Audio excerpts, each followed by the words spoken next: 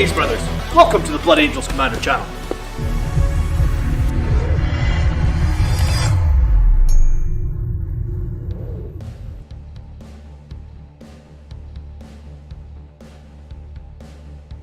Hey, greetings, good evening guys. Let me know if you can hear me okay. How is everybody tonight?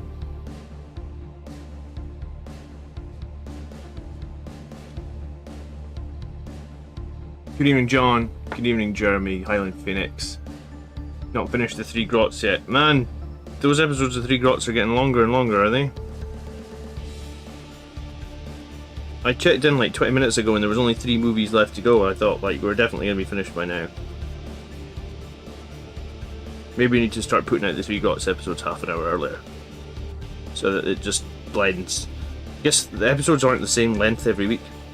But good evening Highland Phoenix, how you doing?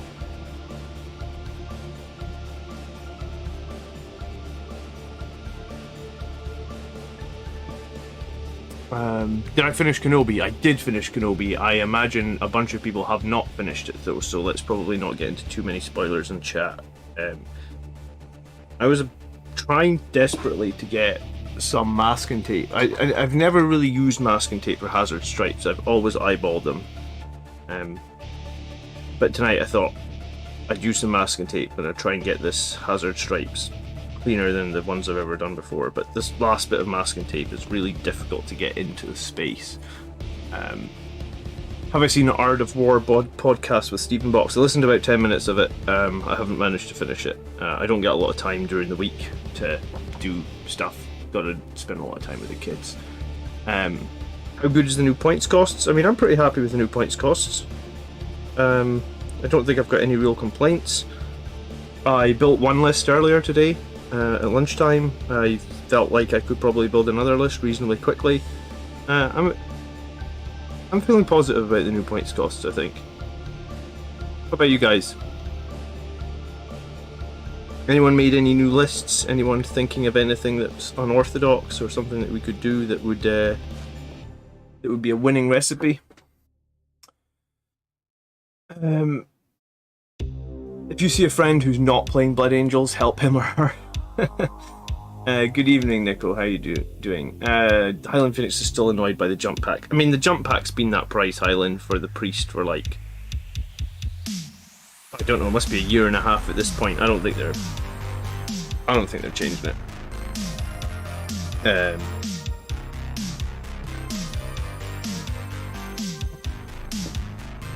Okay, and if I have to run AFK for a minute. But I did like the Kenobi. Maybe we can talk about Kenobi in a few weeks, or maybe we'll talk about it on the Grots channel, because I did want to talk to Tony and Mark about Star Wars, because I did really enjoy the last episode of. I mean, I enjoyed the whole series, I guess, but enjoyed the last episode ever so much. Nick was excited to make one. I actually made a list with the Falchion today, Nico. I think the Falchion gets a little. I mean, I thought the Falchion was fine. I didn't think it was undercosted, overcosted. 50 points is a reasonably sized, decent drop on it, I would say. I mean, I used to run it when it was 600 with no armor of contempt, so it got better, and it went down 50 points. So Dante's still at 165. I mean, I'm less disappointed with Dante being 165 now that Trajan Valoris went up to 200 points, because I thought he was slightly well, I thought he was quite a bit better than Dante, I guess. I don't know how this is going to work. Never really painted with masking tape on before. I mean, even if it gives me like guidelines that then I could straighten out afterwards, I'm okay with it. And I am painting a relic contemptor right here. This is a contemptor chain fist. Because I had this contemptor that was like 90% finished, and then obviously Armor of Contempt came out and everything got changed, and I thought to myself, like, I'm going to be painting a lot of Sanguinary Guard in the next few months, I guess, and I thought to myself it would be nice to just finish up that contemptor. You know, I put a lot of work into it. Why it's at 90%, literally. I put a transfer on it, I'll show you in a minute.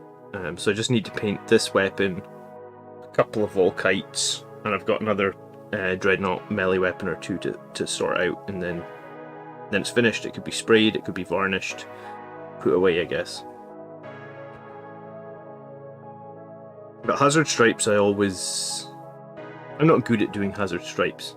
I go back and forth a lot when I do hazard stripes. I make the lines and then I go back and forth, so I thought I'd try some masking tape here tonight for a change. If you are doing any hobby tonight, let me know. If you're happy about anything in the balance slate or unhappy about it, let me know. We can talk about it all.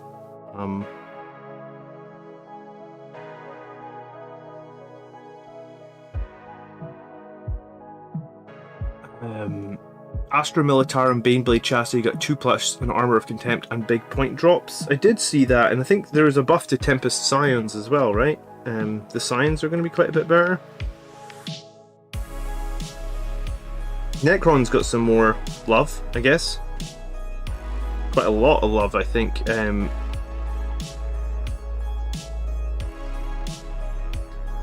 worried that they've pushed Necrons the other way. I guess we'll see. Necrons were on a low win rate for a while there, right? It was like 40-something%. Saying that, Blood Angels were on a really long win rate for a while as well, so...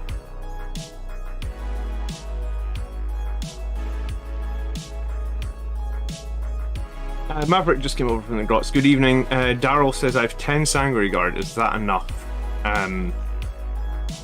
No.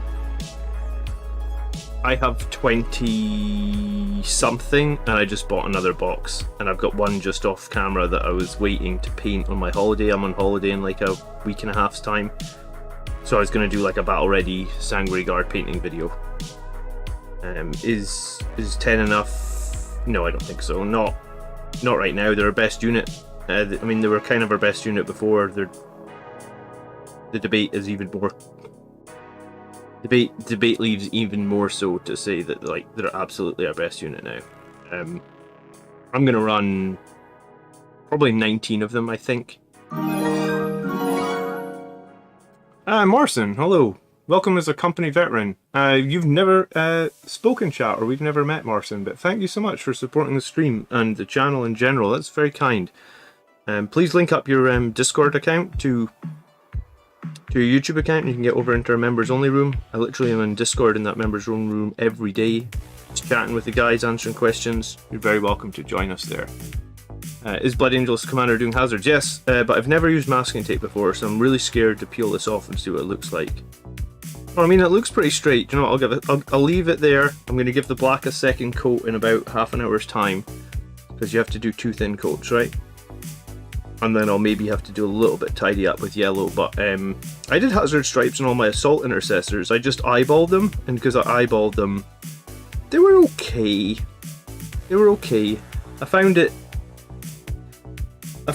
like, I've been painting for a long time now, like 5-6 years since I came back into the hobby, and I feel like my eyeballing has got a lot better. But I've had this Contemptor Chain Fist for a while, so I thought I would I'd try and finish it off. Just because, I mean, I guess I bought it... I think I bought it just after Volkite's got nerfed. But I never really found the Contemptor with the Chain Fist that useful. I think some of the big Tyranid changes are really thematic, and they should have been, but the points increases will sting. Yeah, the list that I played at the tournament last week for Tyranids went up about 250 points. And I know the guy, Innes, I'm going to chat with him. He's the guy that won the Newcastle GT, and he said his list went up 220 points. Sorry, did I say 220 on the other one? I think I meant 250 on the list that I played this week and 220 on Innes's GT winning list. So Tyranids went up a lot. It looks like that Aldari got the nerf that they needed. Is being a YouTube member or a Patreon better for me? I think being a YouTube member is probably cooler because you get the green name in chat, and we see you guys in chat, and other people know that you're a member on YouTube, and it's cool and it's appreciated. I think YouTube take like, I think you can be a Patreon member for like $1 less a month, but although it costs $1 more on YouTube, I basically get the same amount of money because YouTube take like 30% of of memberships, and Patreon take 8%. So, your call. If you want to support the stream for a little bit cheaper, you could do it through Patreon. I don't think there's any way I can give you a green name in chat. So I guess it depends on how much you love your green name in chat. And then I guess I can't give you a little icon next to your name either, Turkey Baster. So I guess you get slight advantages on YouTube, but I actually get no more money, even though you pay $1 more. It's just the way that... It actually surprises me when I figured it out, because I was like, YouTube's pretty big, right? Do they need to take an extra $1 off me? But, I mean, I guess that's the way it works. It's their platform, their rules. Ian says, hey, do you know if jump packs are free for Death Company now? No, they're not free, but a regular Death Company guy is 18 points, and a jump pack is 3 points. So it's 21 points now for a regular jump pack guy with a chain sword and bolt pistol. But they're definitely not free. Death Company intercessors don't get jump packs, so it's just the firstborn you'd be looking at, Ian.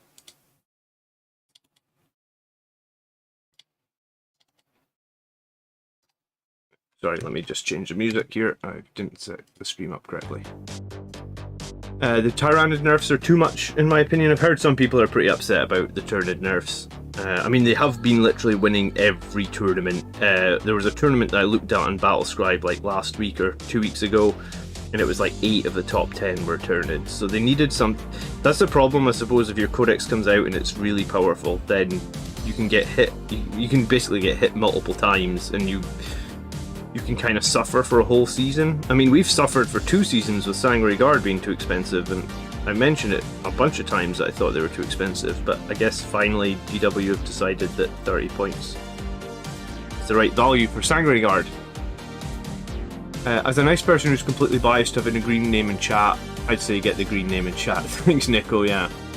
The green names in chat is cool. It's always appreciated.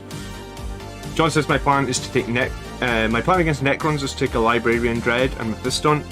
Okay, what's the strategy here? What spells are you going for? I think the Silent King might be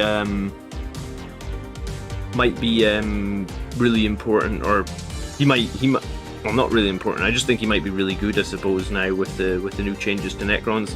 Am I painting more Sanguinary Guard? Not tonight, but I have ordered another box, and I did have this guy that I made previously that I magnetized, and I was going to actually use this guy to make a painting tutorial on how I do my battle ready Sanguinary Guard. So I'm going to start working on that probably next week, and I'll build some more Sanguinary Guard next week. But I've got these Death Company guys that I used in the tournament that were basically minimum effort guys, and I mean, if we put them side by side, I like to do a lot of edge highlighting on the Death Company, and it takes me forever, so I thought maybe, because I've just got 3 Death Companies with Thunderhammers, I'll finish these guys first, and then I'll fire into 6 more Sanguinary Guard, and I'll paint one of them for a painting video.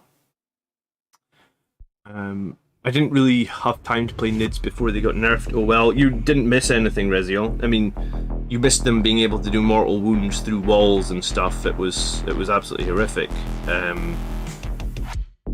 I only get to play them once at a tournament, and if I hadn't had a shitload of help from the folk in the members room and the strategy room and Discord, I wouldn't have won that game. I had a battle plan and I stuck to it like a boss, I guess. And I guess that's the thing. Even if you're playing against an army that you're not the favourite against, if you have a battle plan, if you know exactly what you're going to do, you know exactly what your threats are, you stick to it, maybe with a little bit of luck. And I definitely feel like I got a little bit of luck a couple of times in that game against Tyranids, where like it was like his model had 2 wounds left and he had to take 2 saves, and you know he failed both and they died or something. So maybe a tiny little bit of luck, but yeah. I mean, it was definitely a favoured matchup for the Tyranids. Like, they just do so many. They were just able to do so many mortal wounds every turn. Like, without even trying, he was doing like 10 mortal wounds. And I killed his Malceptor, and the Malceptor like buffs all his mortal wound projections. So I think if I hadn't killed a Malceptor with the Death Company in turn 1, I think even though I played really well and won a lot of engagements across the board, I think I would have probably just lost from war of attrition.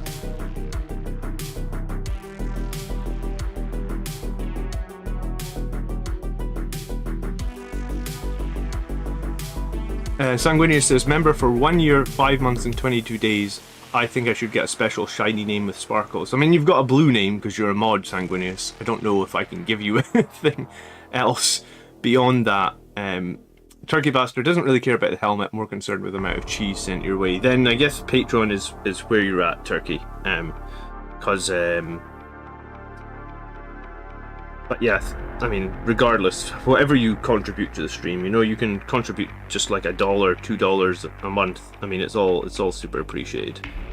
It lets me make a lot of videos. It lets me buy models that possibly I wouldn't be able to afford, and I really do appreciate it.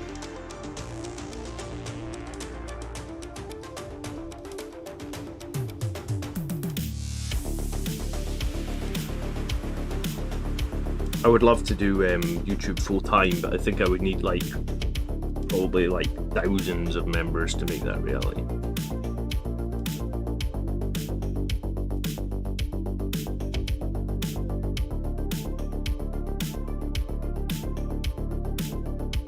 Alright, I'm going to let that one dry for a few minutes. I was going to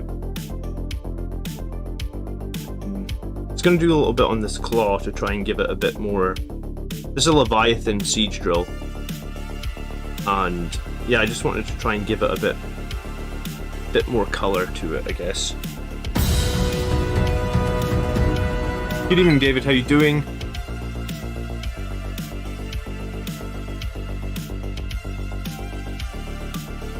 Tau took down several big events ahead of Tyranids in the US. Well, I mean, good for Tau. I mean, I think that's a tough matchup for Tau, because I mean, the mortal wound, Tau don't really protect against mortal wounds in any way, shape or form. Cloud Mode, thank you so much for the $4.99. How many hammers do I like in the Death Company? I just went to a tournament where I ran 4. I liked it very much. Some people really recommend 5, but I tried 3, and 3 just didn't feel like it cut it quite enough for me.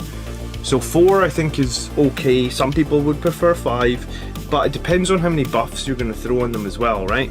Like, assuming that you can give them Chapter Master rerolls, assuming that you can give them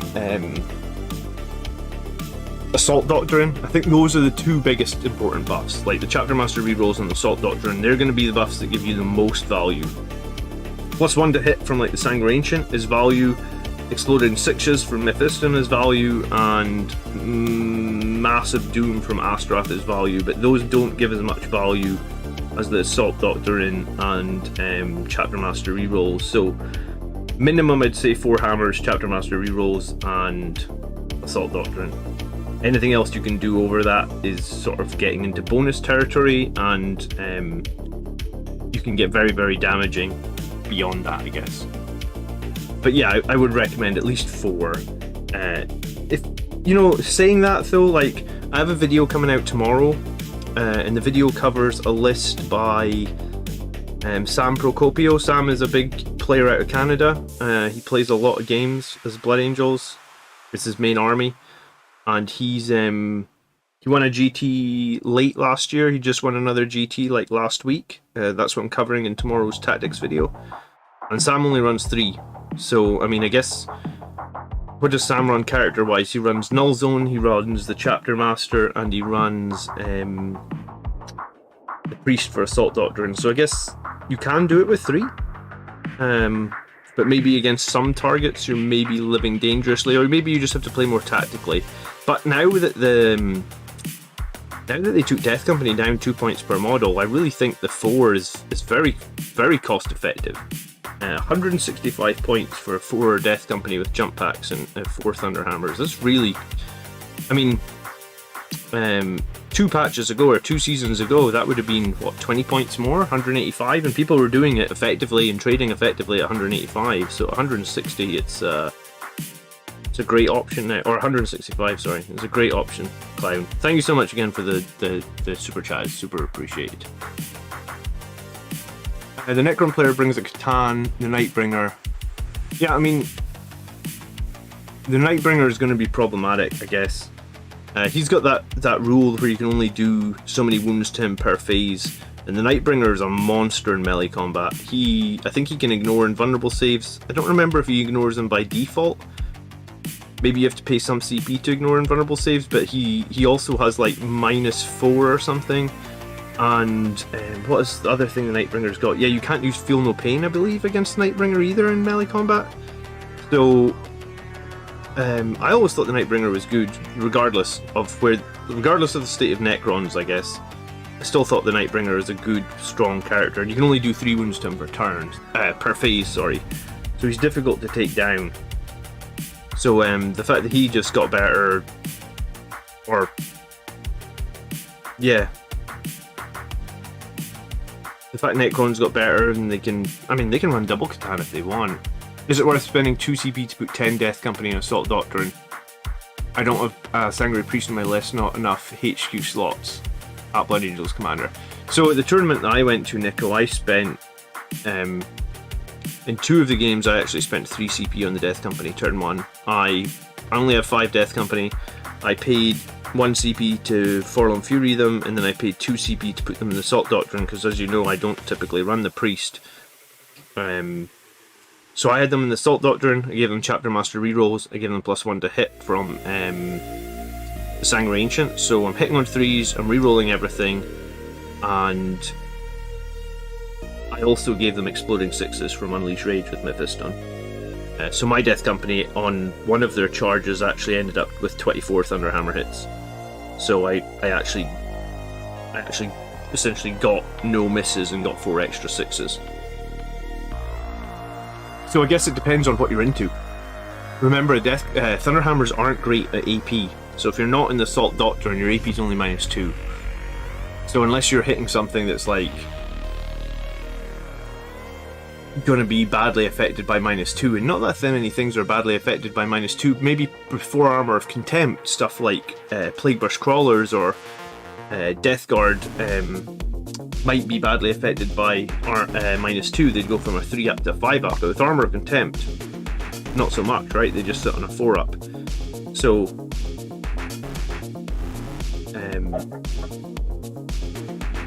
might have to go AFK here if my daughter tries to get out of bed by herself. She's got 1 leg in, 1 leg out.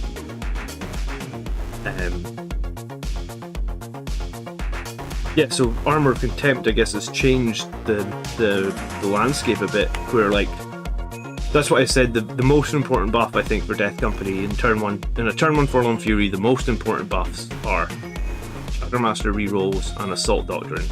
So if you aren't going to run the Priest like me, you kind of maybe have to be willing to sacrifice 2 CP to get them into Assault Doctrine, because otherwise you're probably not going to do the damage you want to do. How's that going to look into the new rules or the new less CP situation? Not sure.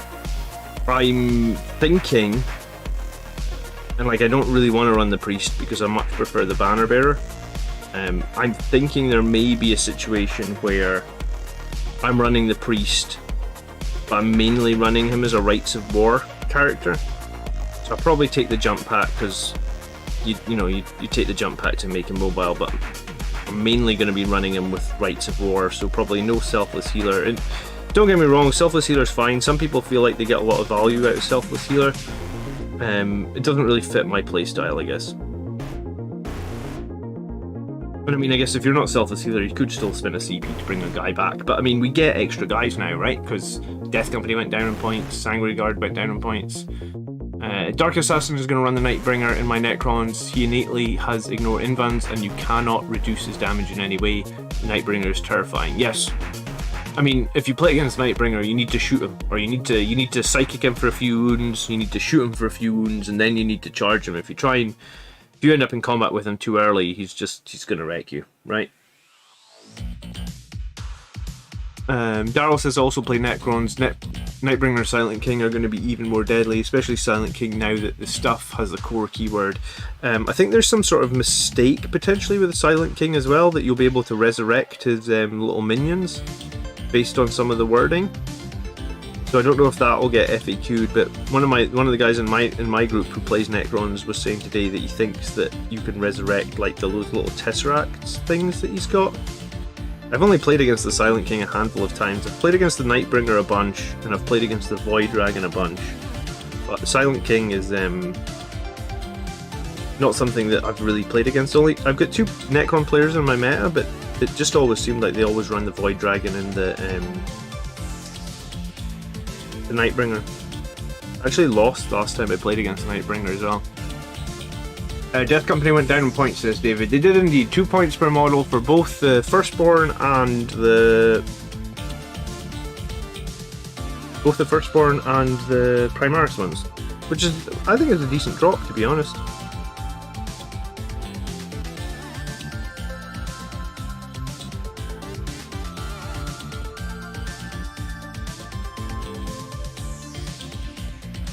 Keep going, you can achieve 1,000 or even more regular viewers. Thanks, Marcin. Thank you so much for subscribing as well. I do really appreciate it. I don't know. I don't know if I'll get 1,000 or more regular viewers, but I mean, I enjoy doing Blood Angels. I don't think I'm ever going to finish my army. So I'll be here every second Thursday and every Saturday until the end of time. I'll be here streaming. I got a lot of painting done every week. Jump packs are essentially now free. Well, I mean, yeah, jump packs were 3 points before, so they're not free. You still have to pay for them. It just the Death Company went down 10% in cost, I guess. That's the easiest way to explain it, right?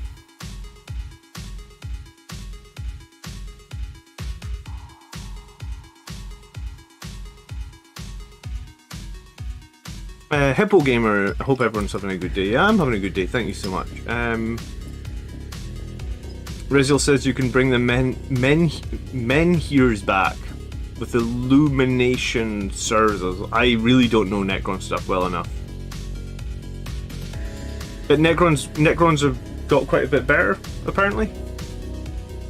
Nico, good luck with your exam tomorrow.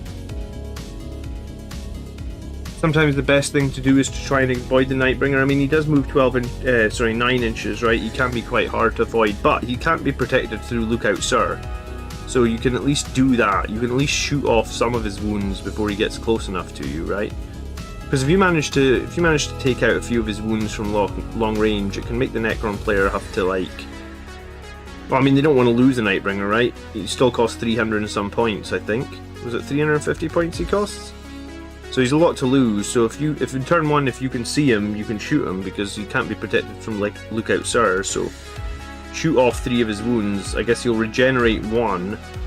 Try and shoot off another 3 in turn 2. And then he's at a point where, like, if you get him with a pistol and a couple of combat guys, you'll kill him.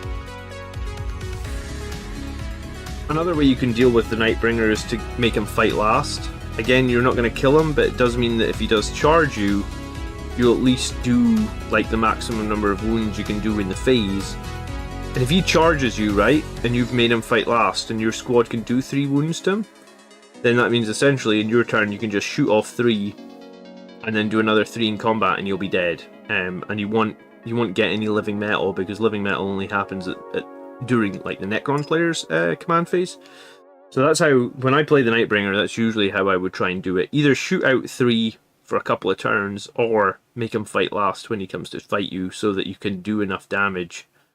You basically only need to do 3 damage to him. So most Blood Angels units, even like Incursors, will probably do 3 damage to him. So just make him fight last, and then just do the 3 damage when he charges you.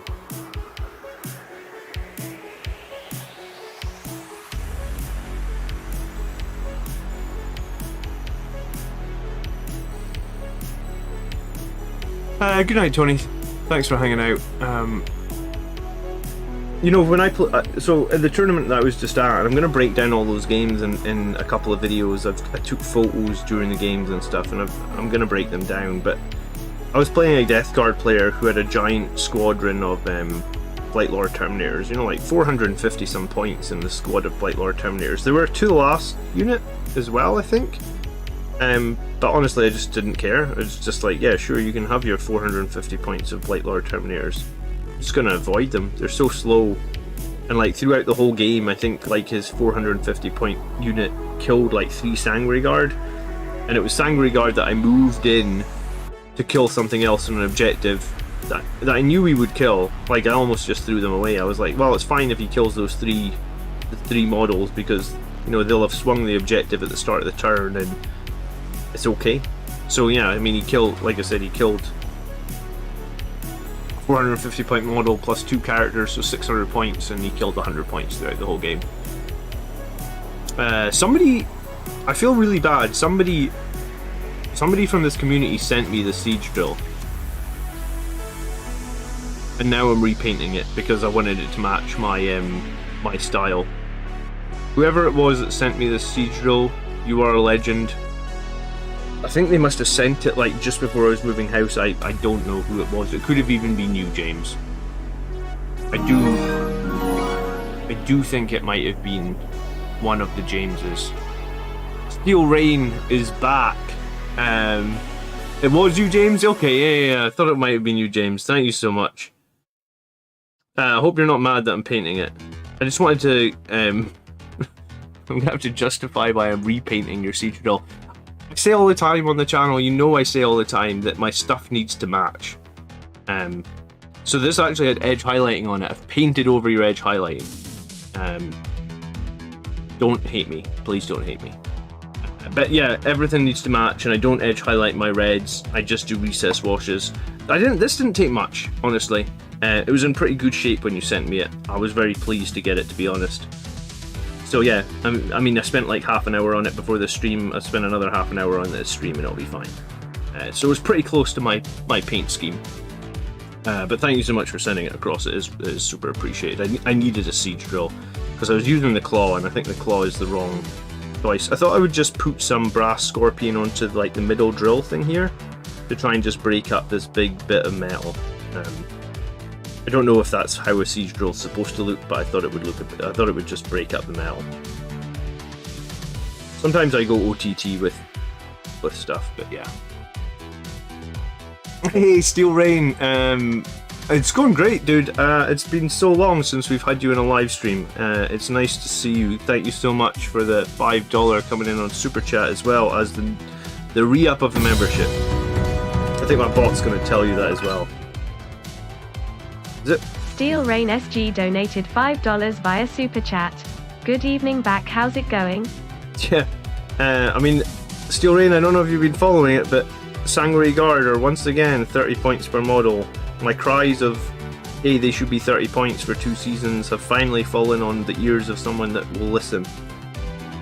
And I've bought another box, so I said last night on the stream that I did about the new points costs, I'm like 95% sure I'm dropping my Vanguard veterans. Because the squad that I was running is like 157 points. No, 159 points, which was like 4 with lightning claws, 1 with a thunder hammer, and all storm shields. Now, I was already running 13 Sanguinary Guard, so the 13 Sanguinary Guard drops my list 26 points. So 26 points added on to 159 is conveniently 185, which is 6 Sanguinary Guard with 1 Infernal Pistol. So before, I was running 5 Vanguard veterans. And Vanguard veterans feel like, if you don't have a way to get Vanguard veterans into Assault Doctrine, they're much weaker now. Into Armor of Contempt units, for example. Armor of Contempt units are just saving on 4s against those Vanguard veterans. So their killing power has been drastically reduced into Armor of Contempt stuff. So I think I'm just going to use my extra 26 points, and I'm going to drop the 5 Vanguard veterans, and I'm going to replace them with 6 Sanguinary Guard. And I actually bought a box of Sanguinary Guard last night. I'm going to make them all with swords. At the moment, my Sanguinary Ancient actually has... I've got 2 different Sanguinary Ancients. They're both made with axes. One with an Infernal Pistol, one without. I'm thinking I'm going to make one with a sword as well. Just because swords are swinging the way of... They're just better at the moment. Again, it's all down to Armor of Contempt, it feels like. So I think I'm gonna I'm gonna make 5 guys with a sword. I think I'm gonna make a new Ancient with a sword, and then I think I'm gonna try and run all my squads. Like, I'm still gonna have axes because I'm not gonna rebuy all my models. I think I'm gonna try and run my squads where they're like 70-80% swords, 20% axes. So like in a 7-man, it'll be like 5 swords, 2 axes, and a 6-man, it would probably be like 4 swords, 2 axes. So yeah, I guess for a year there, axes were better. Now I think it's swords that are better. Plus, if you're running into transhuman stuff, then sometimes this extra strength on the axe actually doesn't even help you either. So, and that's what I was doing this weekend again at the tournament into like Tyranids, where like I can only wound on 3s anyway, so I'm getting no extra value out of my axes. So yeah, that's what I'm thinking. But nice to see you, Steel Rain. I was actually searching earlier for the meme that you made, where you made the picture of Christopher Walken, and he's like, "I've got a fever," and the only cure is more Sanguinary Guard, but I couldn't find it, so I need to either find that Christopher Walken photo and make it again, I guess. How are you, Steel Rain? Hope you're well. Magnets. I'm gonna magnetize all the new Sanguinary Guard that I bought. Same as this one that's here, and I actually ordered some magnets as well, so I've got lots of little ones.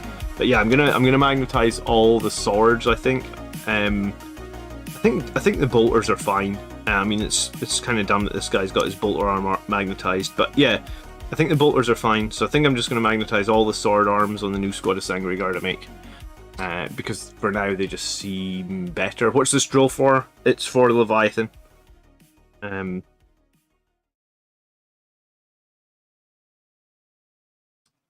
But yeah, so I'm probably gonna run more Sanguinary Guard than I've ever run.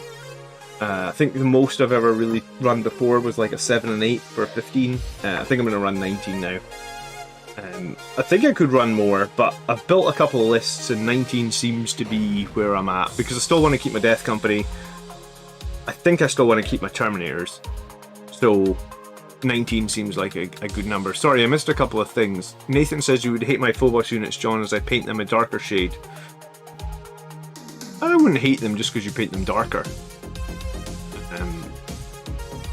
I think I painted some of my Phobos guys with black helmets, like my infiltrators, because I saw a friend painted his infiltrators with black helmets, and it felt quite like special ops, like undercover, whatever you want to call that.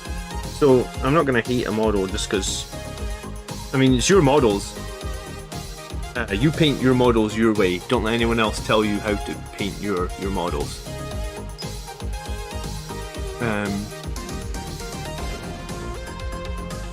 Highland Phoenix never listens to you. Won't spam Sanguinary Guard. I mean, 19 isn't spamming them, right? 19's only a 7, a 6, and a 6. That's not spamming them. That's a lot less than all the other Blood Angels players that are winning tournaments with them, right? I mean, some of them are like spamming 30 of them. I don't even have 20, I'm going 19. I mean, I guess when you add in the Sanguinary Ancient, that will probably be 20. But then, I think I might have to drop the Ancient, conveniently, I suppose.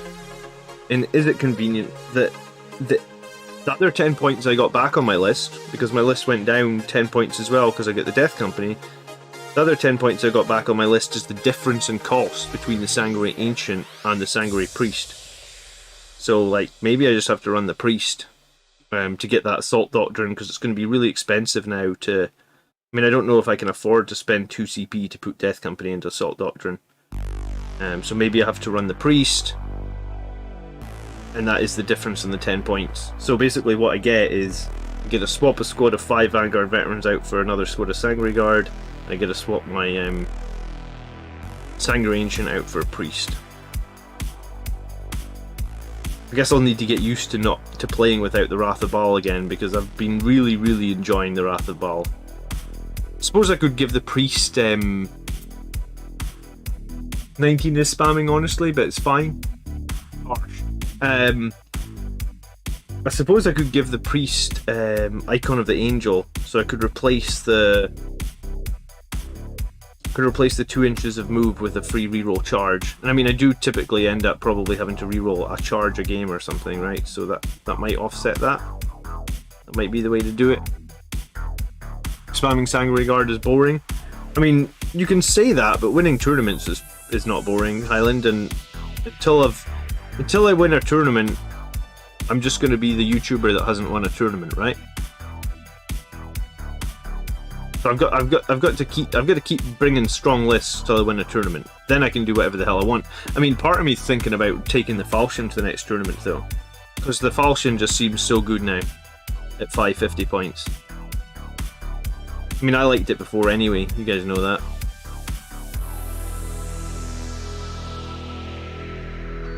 Balance Hydra says, got lucky my local magazine stored some old Conquest maps, got myself some easy to build Aggressors and a land speeder for $15 each. Wow. I like the Flamer Aggressors. I think they're a great unit. So the easy to build ones are the Flamers, which I think are better than the Bolter ones, honestly. Some people don't. Sam didn't think they were better for some reason, but I think the Flamers are better on Aggressors.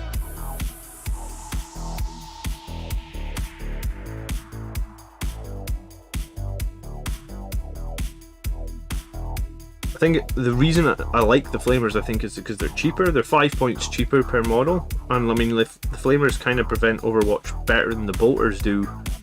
And you got a really slow unit that can like screen for other units and just essentially protect them. So I don't know what's not to like with the Flamers, I guess.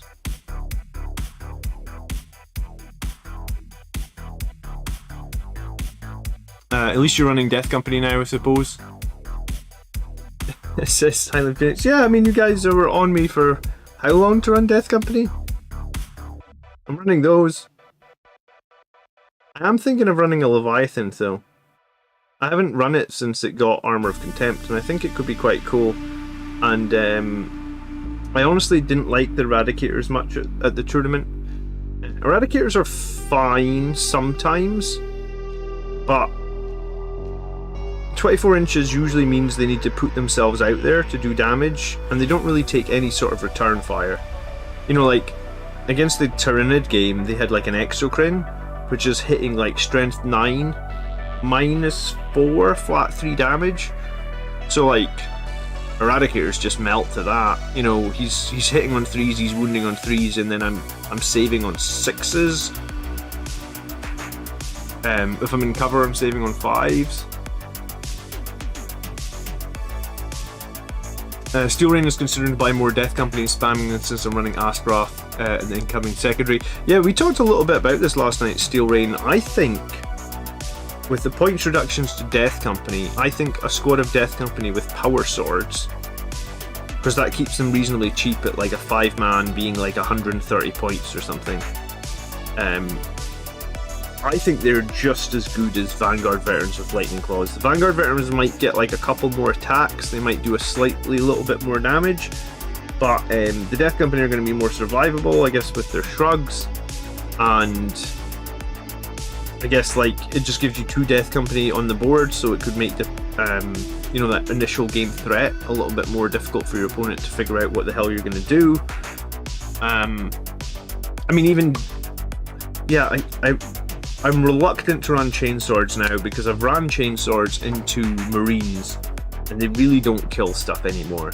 I mean, like, they're into Marines, they're essentially AP0, right? And it's just kind of rough. So I don't know if I would rate Death Company with chainswords, but if you're running it like a second Death Company with power fists, I could get on board with that. The math seemed pretty decent. If you're getting 2 CP each round, do you really need the Priest? Unless you're absolutely swarming your opponent. I mean, it's hard to say. The other thing to consider, I guess, is like you aren't going to get much value out of those CPs that you get turn 5, right? So you're going to be down quite a few CP, however you look at it. Surely Wrath on the Ancient is more valuable than Mephiston. I mean, Wrath is a buffing idea, yes. I would say it's more valuable than Mephiston. I guess what Mephiston provides is he's just a distraction that can actually kill things, because he's got a strength 10 sword. So like, Mephiston can't really be ignored, where your opponent could ignore the Sanguinary Ancient, I guess. When I was looking at a list earlier today, I was looking at Mephiston and Dante as a potential. I can't decide if my Chapter Master is valuable anymore now that he's going to cost too many CP. always said Eradicators aren't for Blood Angels. I mean, Eradicators are a lot better, but if the enemy has a bunch of heavy firepower and you only have one squad of Eradicators, you're not going to get on that well with them. Tau got the worst of it this update, them and Custodes. Yeah, I mean, it seems like Custodes got it pretty bad, and I'm not sure they really needed it pretty bad. So, yeah. Not 100% sure why Custodes got hit that hard, yeah, it's fair to say. We probably won't see Custodes at top tables for a little while. Boltstorm Aggressors are similar to Terminators. They have better offense for the points. Yeah, I mean, they have better offense for the points, but I don't really... I mean, I don't... Aggressors are strength 4 with no AP. Regardless... I mean, you get AP in, like, Tactical Doctrine or something. But, like, for me, Aggressors are more of a holding unit than an offensive unit. They're not fast enough to be an offensive unit, I feel like. So if they're a holding unit, then would you not just want them to essentially do what... You know, would you not just want them to hold and not have them... and have good Overwatch? Because that's one of the reasons that Centurions can be strong, right? Is because you can bump up the Centurions with a bunch of Flamers, and then they're strong because you can't really charge them because they get so many Flamer shots. Well, I mean, you can charge them with, like, Dreadnoughts or something, but you can't just charge them with, like, Chaff Infantry. And I think that's how I see Aggressors. Because I did run Aggressors for a few... I ran Aggressors a lot in 8th edition. Maybe it was early 9th. I think it was 8th, actually. I think I ran Aggressors a lot in 8th. Yeah, because it was... I used to run them around the standard Sacrifice. I might swap out my Eliminators, Eradicators for Eliminators with Las Fusil, says Dark Assassin. I'm 100% doing that. Do you have my painting scheme somewhere, Wado? You could ask me. I need to do more painting tutorials on how I do my scheme. I did one video on how to paint Dante, so you can find that. And I'm going to do a video in like 2 weeks' time on Battle Ready Sanguinary Guard, because I've got some time off my day job, and I've been wanting to do that video honestly for 6 months. I was wanting to do it over the Christmas holidays, but my wife went and got pregnant, and we had another kid during the Christmas holidays, so I'm getting it done then. So I am going to try and get it done on the week that I have off. The Flamestorm Aggressors aren't killing anything, John. You're not going to pay to Overwatch with weapons that they can only kill chaff. I mean, depends, right? Rezio, the reason that I like the Aggressors is because they can protect, for example, against Repentia. And you would pay Overwatch against Repentia because Repentia will absolutely wreck pretty much anything that we have. And from my understanding, Sister's got a lot better with his balance data slate as well. And you know what, the tournament that I was just at, some guy was running 3 squads of Repentia. I think he had 8 in a Rhino, and then like 2 other squads. They must have been big squads because one of the other squads took down like a knight in a single turn, I think. And obviously the Repentia fight on death, so if they get into combat, if they get into combat with something like the Sanguinary Guard, they're going to kill a bunch of them just because they get to fight on death. So it's the same as paying Overwatch on like Centurions with Flamers. I think if you're playing into Sisters, or maybe even into like Dokari that have a like Incubi or something, yeah, you would 100% pay for the Overwatch to try and kill a bunch of them. Quit being so wholesome. What part of me is wholesome? I'm just honest, man. I'm trying desperately to teach my 2-year-old to be honest. Like, you know, if she breaks something in the house, I don't care as long as she's honest about it. So like, I just think honesty is like one of the most important traits anyone can have. So, be honest. It's for the best. John really rates Aggressors. Yeah, I mean, honestly, if I'd known that the Bolter Aggressors were going to be so bad, because I get 6 of them fully painted, I just don't know if I can bring myself to buy another 6 Aggressors. I mean, I've got Centurions, which are the similar thing, I guess, with the Flamers, so if I was going to run them, I'd probably just run my Centurions. I do actually want to buy 3 more Centurions. I just have too many things to paint right now. We're all going to be playing into Sisters, because they're the most OP faction. Yeah, so, Turkey Bastard, I was involved in that, thanks for mentioning it. Yeah, exactly, so we're going to be playing into Sisters. So, Flamer Aggressors or Centurions with Flamers. As a screen. Like if you were going to go and play, I actually don't know too much about Oath of Moment, but I guess if you're going to sit something in the middle of the board now to score Oath of Moment, if it had a bunch of Flamers on it, into Sisters, that's going to be super useful. I have a completely off-topic question. It may be someone, it would probably need to be somebody from the UK that could answer this for me. Is anyone in the UK signed up to that new Paramount Plus thing that came out? If no one has, it's fine. I'm just curious if anyone signed up to it, because if you have, I have a question. Do Death Company get hand flamers as an option? I mean, I think so, right? They're 5 points per model. I really didn't think Sisters needed Armor of Contempt. Some of their units did. Like, their Paragon Warsuits were trash. They were trash ever since they launched, those Paragon Warsuits, which is funny because I think Morgan Val is actually really good. So it's like they gave you a character in the Paragon Warsuits who's awesome, but you gave the Paragon Warsuits who are absolutely trash. So I guess they maybe didn't super need it, but Sisters are definitely going to be a one that we'll see more of now, which is fine. I mean, I enjoy playing against Sisters. I think a well-organised Blood Angels player can typically beat Sisters of Battle. Andrew's going to be bringing out Bloody Rose ASAP. Yeah, probably. And Bloody Rose give you that extra point of AP, right? So they're typically like -4 into Marines, I think. So -3 into Armor of Contempt. So Sanguinary Guard not looking so hot when you're only saving on 5s again. I mean, at least we get a save now.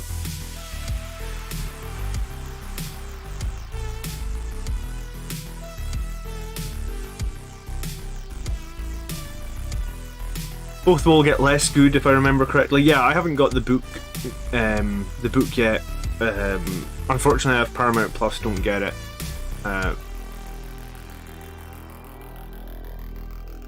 I'm only interested in Paramount Plus for the new Star Trek Strange New Worlds thing, because I've been hearing good things about it. I just don't know any. I don't know if it came out in the UK like this week, but if it's only one episode that's on there, I'm not going to subscribe. I'm only going to subscribe if I can have like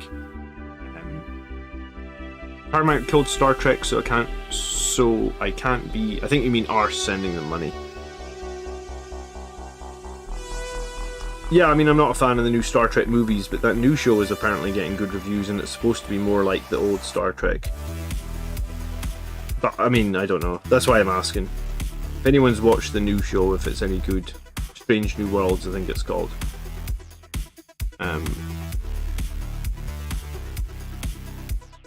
But yeah, we finished Obi-Wan last night, so, I mean, if anyone's not seen Obi-Wan, I thought that was quite good. And I quite enjoyed it.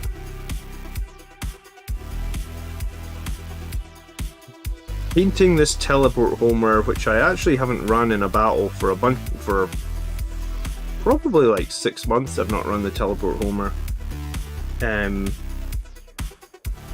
I thought I'd finish it up as well, because just trying to finish up a few things so that I can just focus on Sanguinary Guard next week probably.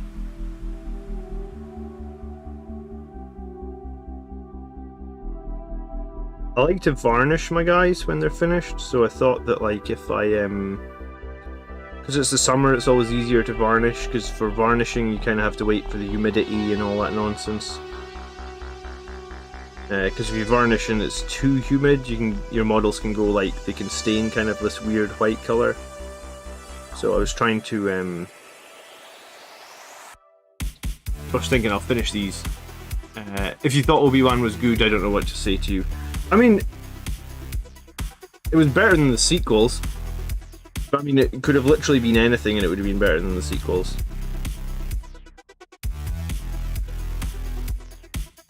I'm not that critical of a fan, but I did hate the sequels. I'm more of a Star Wars book person, actually. Highland hasn't started Obi-Wan yet, don't want to be disappointed. Dark Assassin liked Obi-Wan. Did you ever watch the Orville? It's the best Star Trek show that's not. I did actually watch some of the Orville, and it's done by the guy that made Family Guy, and it was hilarious and it was awesome. And I noticed it's now there on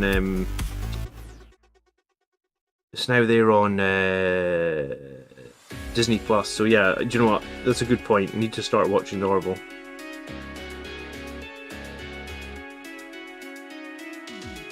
Has anyone played a game then since the points costs? I mean, I guess it only came out yesterday, so I guess the chances,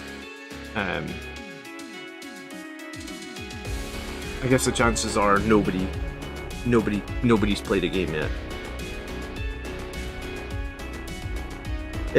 Has anyone got a game lined up? Might be a better question.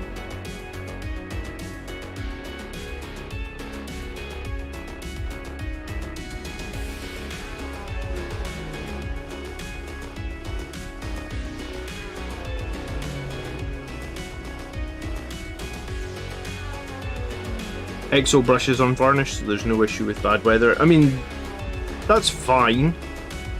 I don't know if I have the patience to brush on the varnish. I tend to do it very quickly though. It's usually just like 1 or 2 sprays across and then flick the model around and then 1 or 2 sprays. What varnish do I use? The Citadel one.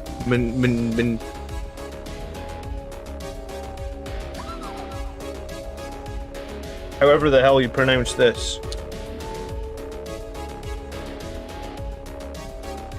I actually bought Army Painter varnish and I tried it on one of my models and it made it look a little bit pinkish, so I don't know if it was a bad can or whatnot, but I've used that Citadel varnish on pretty much my whole army, and I find when you varnish them, the models are supposed to look better, not worse, and I felt like the Army Painter one did make it look worse. Alright, let's moment of truth for these hazard stripes. How do they look? It's bled a little bit. I can fix that. I mean, it gives me a pretty straight line to work with though, so I can make it work.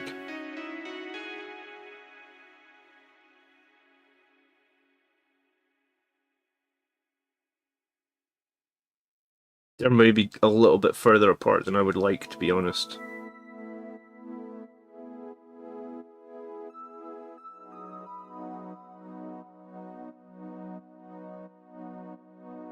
Yeah. I'm not super happy with that. Probably had the masking tape too thick. Alright, well we'll be eyeballing it after all. We've got start. Varnish is a can of worms. I always brush on Windsor and Newton matte varnish. It looks great with very little colour alteration. Yeah, sometimes I think you need, if you're going to do varnish, you almost need a test model that you can do a bit of testing on first and be like, yes, I'm happy with this before you go any further, because it can change the colour of things sometimes quite significantly.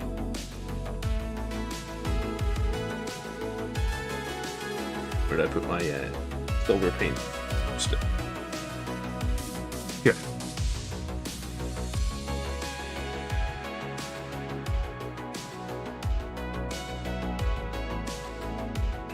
Necrons are not flavour of the month, they're just finally getting brought up to 9th edition balance. We'll see. I think they've pushed Necrons pretty strongly, I think. I only use Mr. Hobbymate top coat. Yeah, it's funny how there's in this hobby there's just so many like there's so many different varnishes, there's so many different brushes, there's so many different paints. It feels like you just have to find what works for you, and what works for you is very unlikely to work for somebody else, it feels like. Or maybe not unlikely to work, but the exact combination of things you like, I guess, is unlikely to work for somebody else. Teslab says, just finished watching the new Dune film that you mentioned a couple of weeks back on stream. Definitely recommend it. I did like the new Dune film, and it's unfortunate that it was only like half a movie though, right? But yeah, no, I very much enjoyed the new Doom film. I've always I've read the book like 20 years ago. I've watched the original, I watched the mini-series. I've always sort of like Doom. I played the video game as well. I don't know if you guys remember that video game. It kind of started the whole RTS, Doom 2. I used to play that on an Amiga 500. I remember very little about it, except maybe like you could only select like 4 units at a time or something. It was one of the first RTSs. Cool game though. Started the whole thing off, I guess. Bronze Seal matte varnish a long time ago, and it was surprisingly good. Yeah, I mean, just if you're gonna varnish, just make sure you test, and also do some googling on humidity, because it seems like if you varnish in too high humidity, that's when the models can get ruined. So I always check the humidity, and I always sort of I think I don't really aim for like over 60% humidity. I'm usually aiming for something even lower, like 55 or something.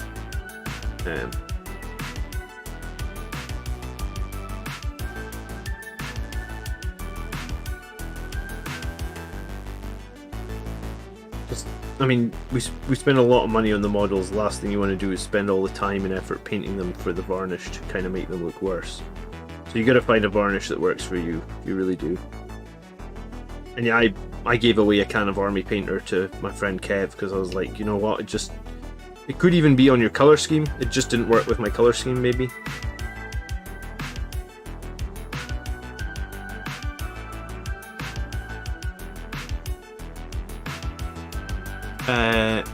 Dune wasn't on the Grot's list today. Yeah, it wasn't actually.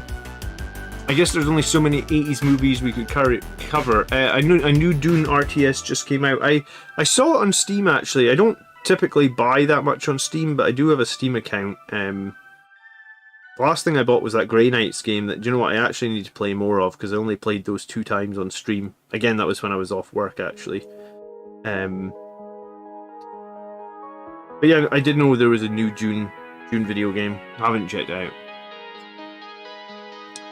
Oh, Highland Phoenix bought it yesterday. What's it like, Highland? Using a spray when humidity is over 80% is usually a bad idea. Chaos Black is okay up to 85%. Alright, well, good to know. Yeah, I mean, check the weather if you're going to be spraying, and definitely try and hit low humidity. I guess low humidity is probably in the 50s or the low 60s. Because that, you know, you hear horror stories about models getting ruined when it's like over 70, I guess.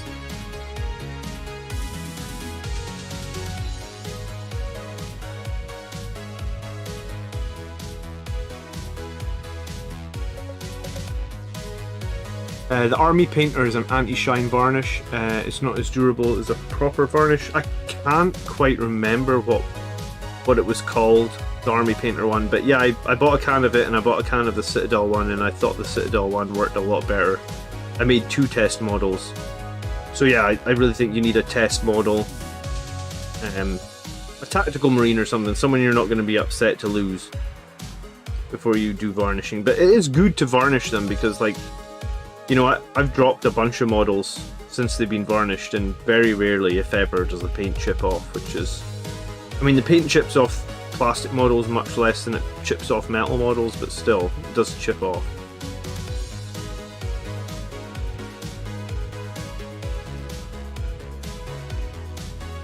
David, good night. Thanks for tuning in tonight. I appreciate you watching, David. Hopefully we'll catch you soon. I think next week we're going to have a live game on Wednesday night. Tester's Dull Coat was my go-to. I've heard of Tester's Dull Coat here in the UK. And I actually heard good things about it, but I never got some. It's so impossible actually when you look at reviews on Amazon, because there's always one person who's bought it on Amazon who's had a shitty experience. I guess that's the problem with Amazon being so big. So you know, even if something's got like 1,000 5-star reviews, you get that one person who's left a negative review, and when you're looking through the reviews, you're like, oh, that one person said, you know, such and such. So I always find that difficult to know whether that means, hey, this product's shite, or hey, I should buy it. Who's getting Warhammer Dark Tide? Did they do a release date for Dark Tide yet? I noticed that they were sharing some things. When Dark Tide comes out, I'll get it, and anyone that wants to jump on and play multiplayer or however that works, we'll do a stream on like a Friday night or something. One of the nights where like I'm not working on other videos for the channel. We'll do a stream of Dark Tide. I haven't played a first-person shooter in ages. I used to be not bad at them.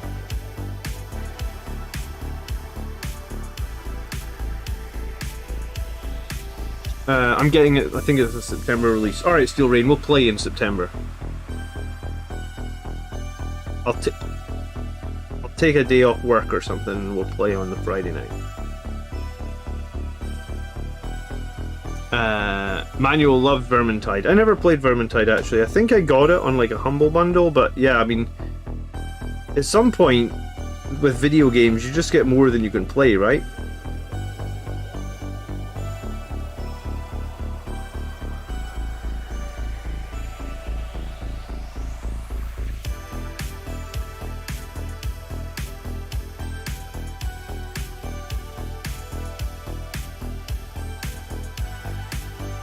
Like, I stopped buying stuff in the Steam sale maybe like 2 or 3 years ago. I think there is a Steam sale on just now as well. I'm pretty sure I got an email about it today saying something off my wish list was on sale.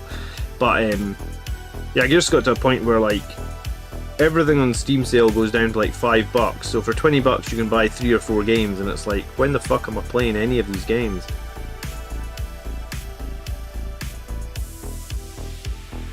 How did you like Cyberpunk? I didn't buy Cyberpunk. I was gonna buy it with my new computer, but oh, Fall has completed Cyberpunk? Yeah, I want to get Cyberpunk. I guess that would maybe be like a Christmas purchase when I've got like a lot of time off work. I mean, I like Keanu Reeves, so I would buy it just because he's in the game. Are they had a lot of problems when Cyberpunk launched, right? Are they still patching it, or is it all fixed now?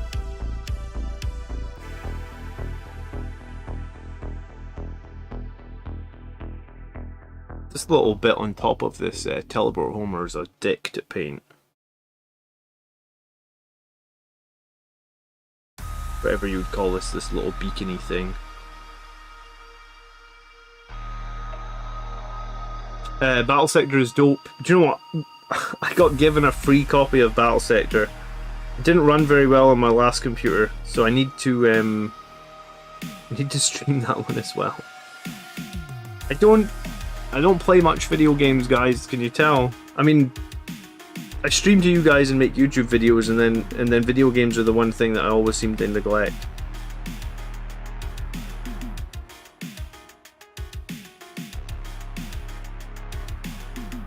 I think I went a phase in my 20s where I didn't play Warhammer in my 20s that much. I just played video games, and then I came out the other side, and now I just have a lot of video games. I've played a lot of video games, but I don't I guess I don't prioritize them. I prioritize Warhammer painting typically.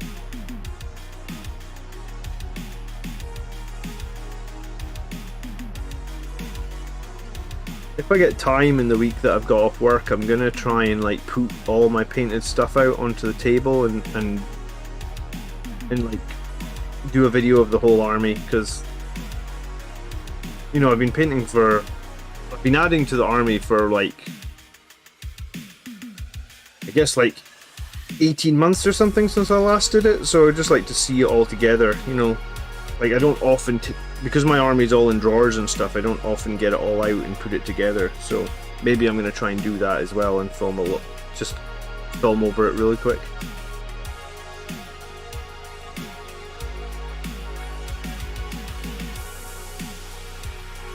I've still got a shockingly small amount of armor for this army though.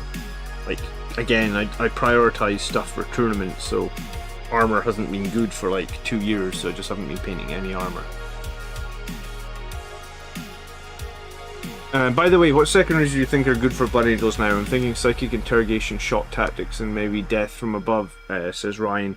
Ryan, I don't have the new book yet, and I haven't been looking at the leaks, because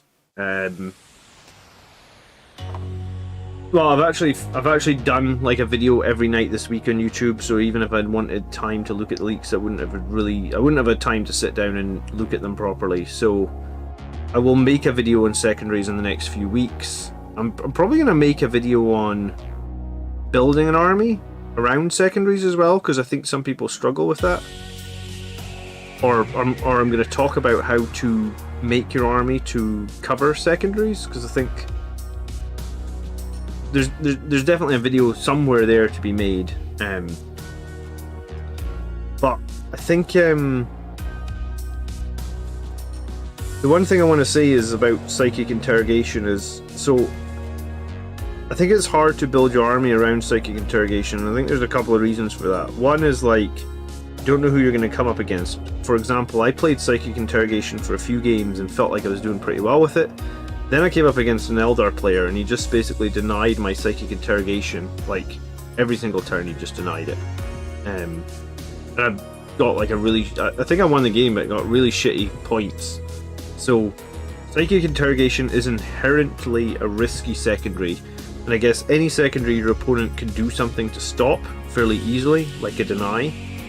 Especially when you're only rolling a cast on a 4-up, you know, like you cast it on a 4-up, you're probably not going to re-roll it because you don't want to burn CP on a successful cast, and then they could potentially deny it. So like, I played against a Tyranid player at this tournament, and the Tyranid, like the Tyranid list should have beaten me. He was his list was undercosted essentially. His list was probably stronger. I didn't really have a way to deal with mortal wounds, and he had tons of ways to do mortal wounds. But one of the things he did pick was psychic interrogation, and 2 times when he psychic interrogated, Mephiston was within 12 inches, so I get +1 to one deny, and I denied him both times. So he actually forgot to cast it one turn, so he got 3 points in turn 1, then he forgot to cast it, then Mephiston denied it in 2 turns, and then I think he either finished the game, you'll see it in the video I make, he either finished the game with 6 points or 3 points for psychic interrogation. So just something to be aware of, and I've had that happen to me as well. You know, I picked psychic interrogation because I thought it was a solid one and it's something I can do and it can be safe. You get denied a couple of times, it can really hurt your scoring.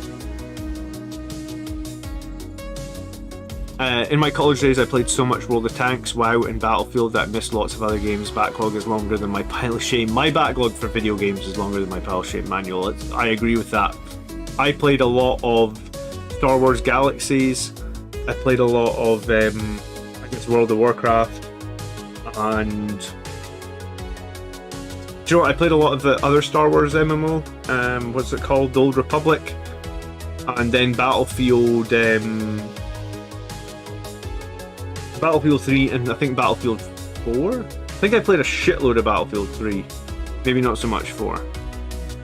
Interrogation is another downside, you waste all your casts. Psychic action means no other casts. Yeah, I mean if you're going to do psychic actions, you almost need 2 psychers.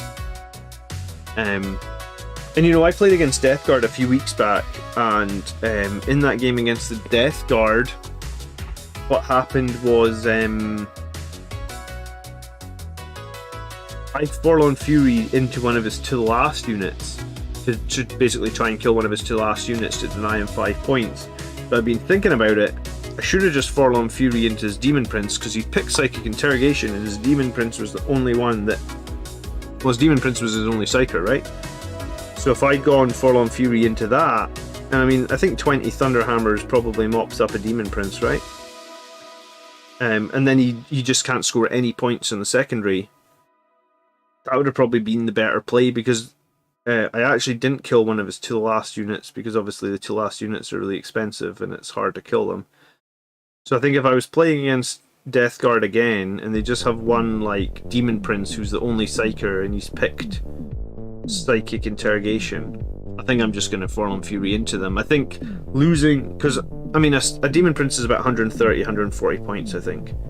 It could be slightly more, but so I think the trade, maybe you're trading down a few points, yes, but you're trading down a few points to stop the opponent scoring 15 victory points because they get nothing else that can do the interrogation. So like, based on that, it's probably a sane trade. probably actually possibly a game-winning trade. And if that opportunity presents itself against Death Guard, I'll probably take it. How long does it take to paint one figure? For me, I mean, some people paint a figure in an hour. For me, I probably spend 5 or 6 hours per figure. But I mean, I'm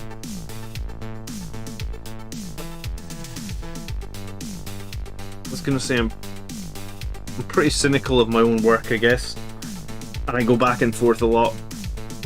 Bad eyesight, so it takes me a long time. I like your Rangers logo, the Red Baron, by the way. They did all right in Europe this season. We actually need to thank them because they got us into Europe. My team. Nate says Knights of the Old Republic was the best back in the day. I like Knights of the Old Republic. They're doing a remake of that game. That should be pretty good. Goodnid player will chaincast their psychic abilities back up the board with Synaptic Link, but that's not.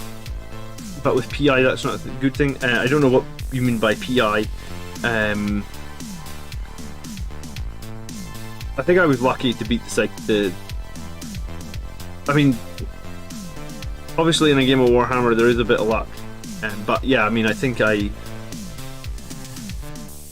killing the Mal Scepter in turn 1 before he got a chance to do anything was pretty big, Reziel. Because I think the Mal Scepter would have crucified me in that game against Tyranids.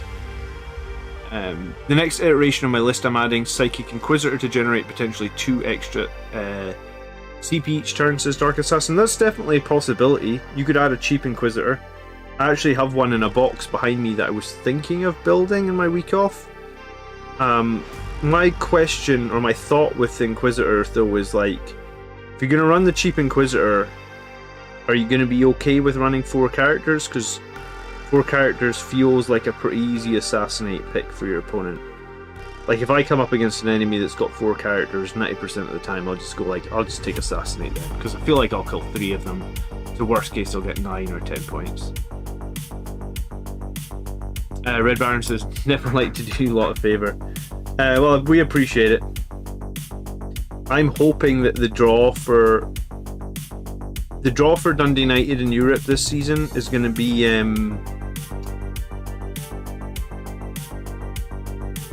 they're either going to play on the 4th or the 11th, and the 11th is my wedding anniversary, so I'm really hoping the game at Tyranids is on the 4th, because if it's the 11th, I'm not allowed to go. I did say to my wife, I was like, can we go to Tyranids for the wedding anniversary? She's like, no chance. Where are you from, Red Baron?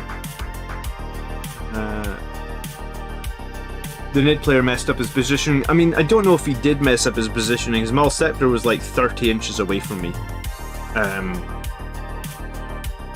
Maybe even slightly more. I think I needed a 6-inch charge. So I think his Mal Scepter would have been... He would have been about 8 or 10 inches back in his deployment zone. Because I was able to move 14 plus 12. Yeah, so he'd have been, yeah, about 8 or 9 inches into his deployment zone, and my Death Company just jumped straight forward. 14 plus 12 plus 6 on the charge plus 1. I think I actually rolled an 11 on the charge, so I was pretty able to go where I went. But yeah, I mean, I don't think he expected the Death Company to come flying out of the races like that with all those buffs, I guess. And yeah, so there's a bit of luck there, maybe. You're right, Reziel. But, I mean, like, in tournament play, you know, you never know what you're going to go up against. He maybe was hoping, like, if I didn't go first, I couldn't do that, right? So maybe if he'd gone, you know, 50-50 chance.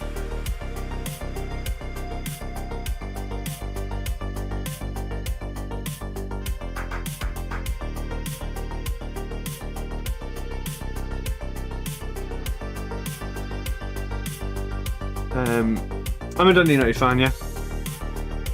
Have been since...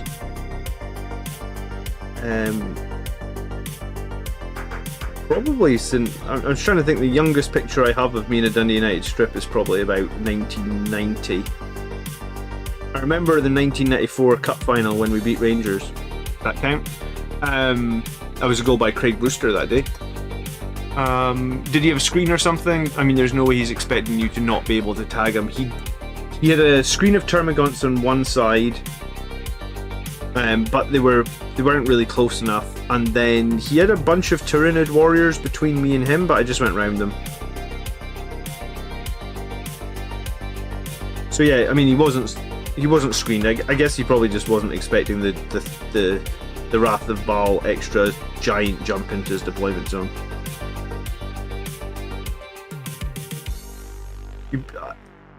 I mean, 6 months ago I'd never played Blood Angels that aggressively, so it is what it is, I guess. Like I said, I mean, it was just an RTT. It wasn't a grand tournament or anything, so you're never... From what I understand, though, the Tyranid player was getting like egged on a bit by his friends, so I think he was a strong player. He just maybe didn't have that much experience in against the Blood Angels. But, I mean, that can happen on RTT, right?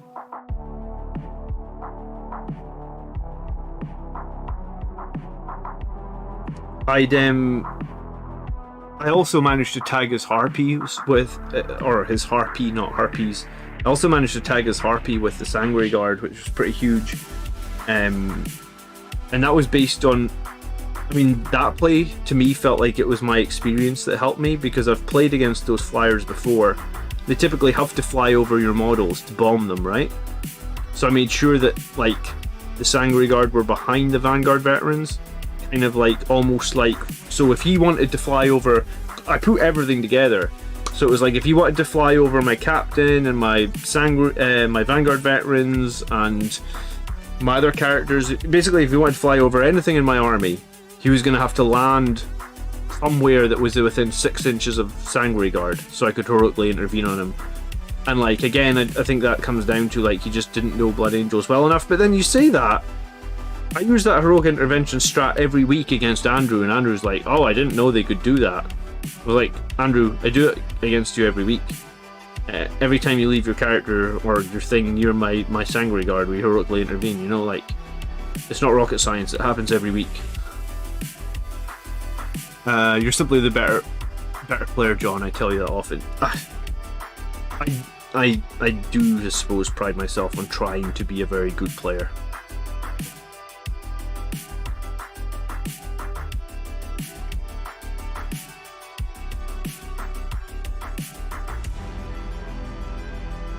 What's the hardest race to paint? That's a question that I don't know the answer to, considering I just paint this one army. You know what, I painted Stormtroopers though for Star Wars Legion, and painting white is a nightmare. So if there's an army that is all white, probably that would be pretty difficult. My friend John, actually, who's been on the stream a couple of times, he has done Necrons and he paints them in white, and his Necron army looks so cool. Every time it's on the stream, people are like, wow, that's a cool looking army. And I just think, do you think 2 Last Fusel Eliminators are better than Heavy Melt and Multi-Melt Eradicators now? I don't know, but I think I'm in the camp where I want to run Last Fusels. I mean, I bought Last Fusel guys last edition. I like them pretty much, and now that they're even cheaper, like, and I was already on the fence about the Eradicators, so I think I am probably going to run some Last Fusel guys, and I'll probably leave the Eradicators at home for a little while. But I mean, there'll be a little bit of figuring out with the new points cost for the first month or so, right? Because everything's changed, everybody will need a little bit of time to figure shit out, I think.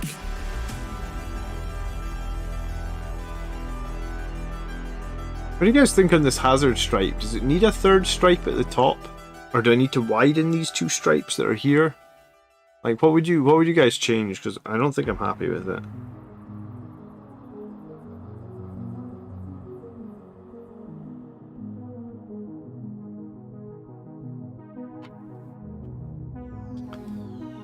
Never paint Admech.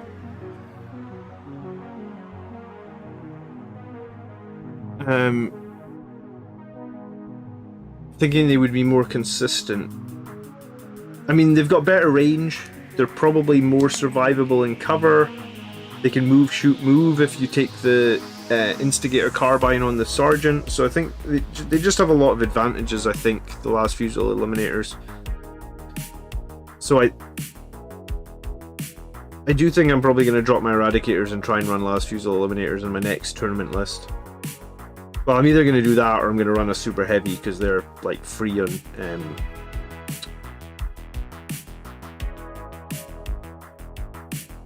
their detachment's free now, which is also cool. So yeah, I'm going to run a Super Heavy or I'm going to run like last Fusel Eliminators for sure, I think. I'm probably not going to run the Super Heavy just because... I mean, maybe I should because people don't know how to play against it. It would feel a bit... Would it feel bad if I won the tournament running a Super Heavy tank? Like, you guys think that's okay to win a tournament running it? Or do you think I should just keep running... I mean, the last two tournaments have been pretty close not running it, you know? Got to the top table in both those tournaments, so... Basically, both tournaments, if I won my last game, I won the tournament.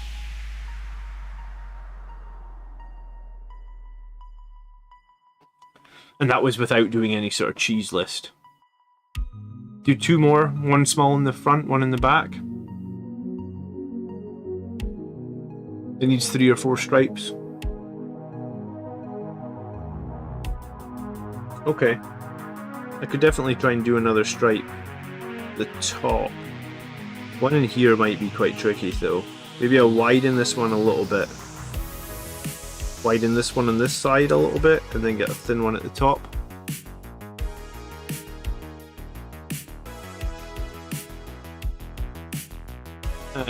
Joanne likes to put 1 unit of Eradicators in reserve. I plan to try it with a new Death from Above. Well, I guess. Yeah, I guess they would count, right? Winning with a Super Heavy would be awesome. It would be a little bit cheap, maybe, but it could be awesome.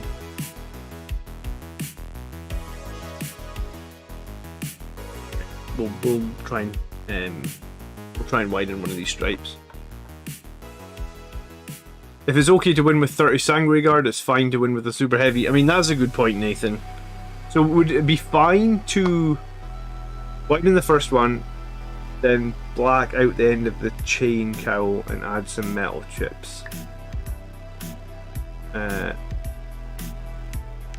One over the black metal will be easy to clean up if you're painting the metallics over it again.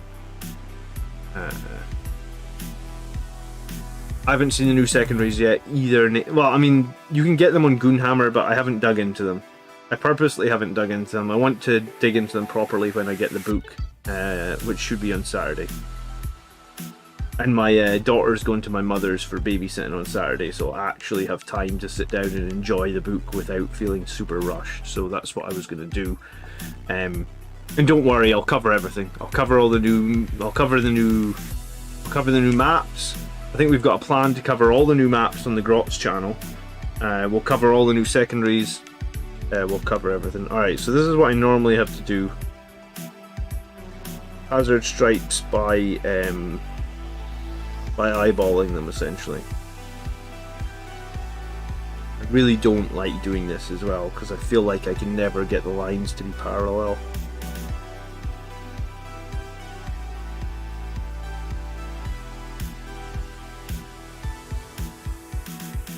And I can never get them to be straight either.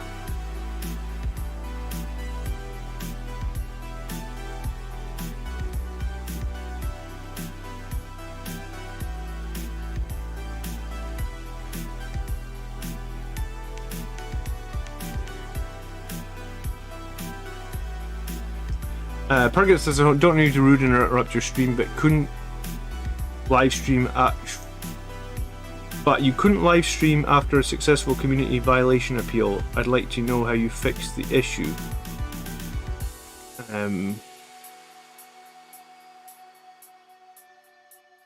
You're asking me why I got my community one, or you got one and you're wondering when you can live stream again, Pergbert?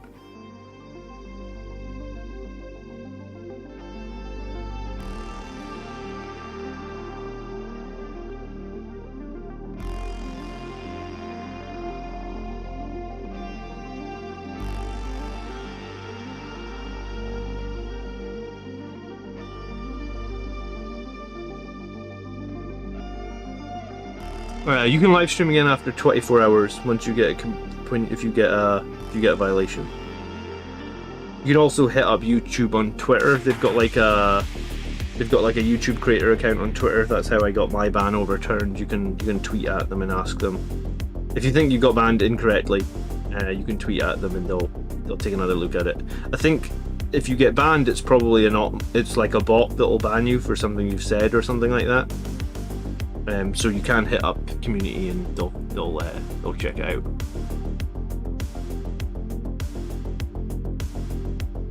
What do I think of Primaris Marines? I mean, I think they're okay, but I think for Blood Angels, our strongest units still are Firstborn, so you still have to run Firstborn stuff as Blood Angels if you really want to be competitive.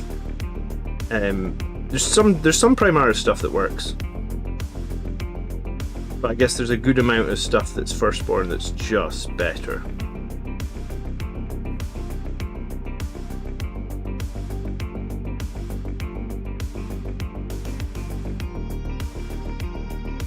Do the lines with a micro pen and then fill them in. I did use masking tape at the start of the stream to try and make things a little bit easier on myself, but I think I either cut the masking tape too thin or... Alright, I mean...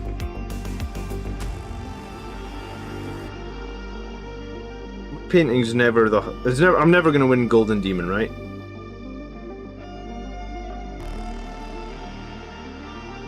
From the distance that you look at the models, battle ready, these hazard stripes will look fine. I'm going to put a small one at the end like you guys mentioned. And then hopefully this will be okay. Masking tape only works for airbrushing. I mean, it kind of worked. I was actually going to get another bit. It gave me a straightish line. I'll cut another bit and you can tell me if it works or not. The paint will bleed over 75% of the time. It did bleed over a little bit, but I mean, it only bled over a little bit and I was able to like tidy it up, right?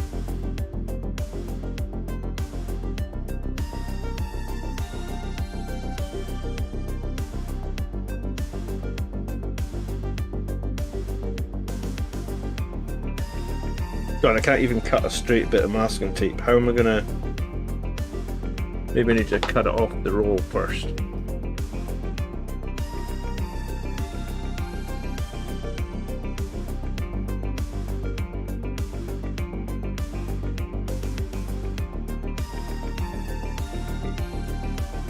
Let's have a look at this bit.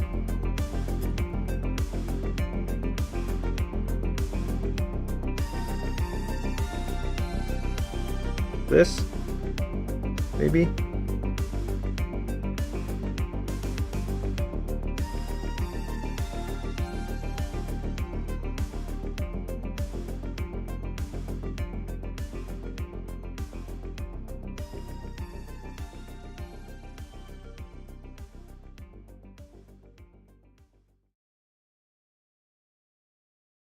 It'll be close.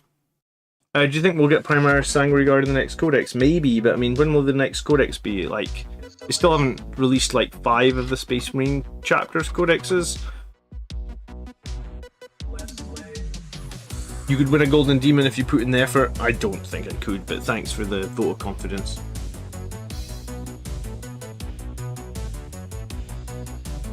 Primaris ruin the individuality of the Space Marine chapters for me. I mean, I guess they dilute some of the chapter stuff for sure. Don't know if I feel like they ruin it though for me.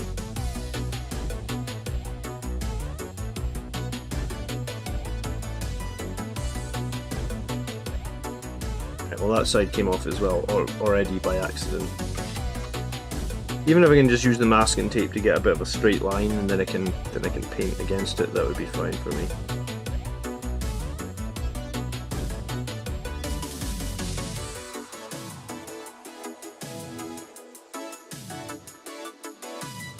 Yeah, a little bit bled through. You were right. That's fine. Make it work.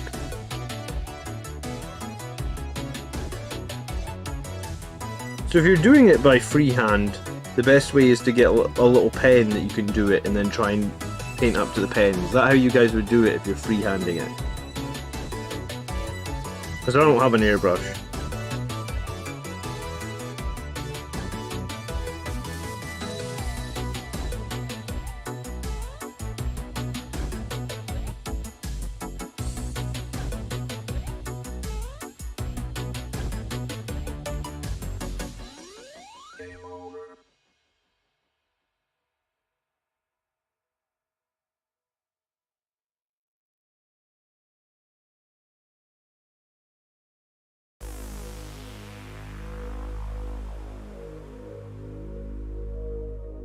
Alright, one side it didn't bleed through, one side it did. I'm really unhappy with this stripe though. It's like a... I don't even know what shape this is, but it's certainly not a stripe.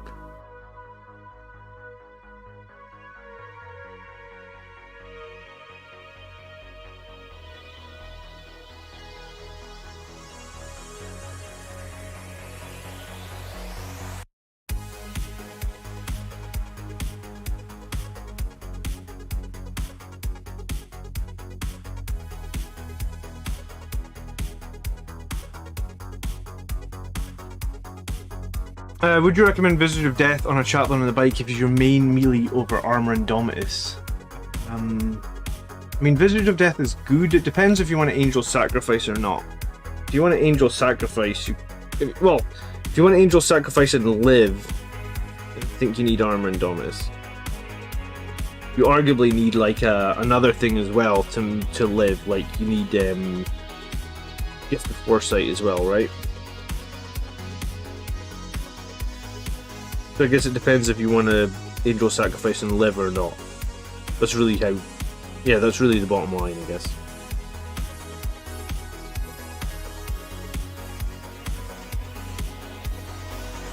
Base yellow, then mark out the black with a very thin black so you can touch up the yellow easily is how to do it, says Trivial Pursuit. Pursuit. That's a clever name. Best is to get a brush that holds paint well and practice steady hand, says Steve. Yeah, this brush is a bit... I always seem to knacker my brushes really fast.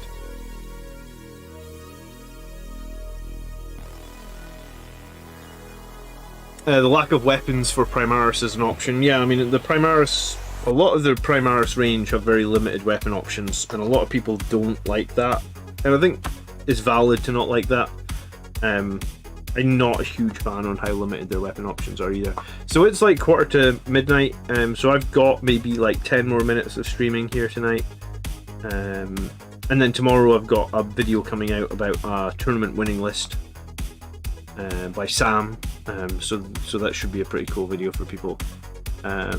Use Sable brushes, dude, they're worth it. I believe this Element Games one is Sable, but like, I think I left paint. I think what happened was, this was a new brush. My daughter woke up. I went to the other room to try and settle her. I ended up spending like half an hour in the other room with her and left the paint in the brush for like half an hour, like right after I got this brush. So these ones have typically, these Element Games brushes could last me like 6 months. This one got knackered like well quickly, but I think I ruined it myself by not paying attention when my daughter was crying. It's hard when your kids is crying to be like, hey kid, just wait 2 minutes while I go clean the paint out this brush, will ya? When they're in, and then the danger is they'll wake the other kid and then you've got a bloody nightmare on your hands. Speak of the devil, that's her up, I'll be right back. She heard me, obviously.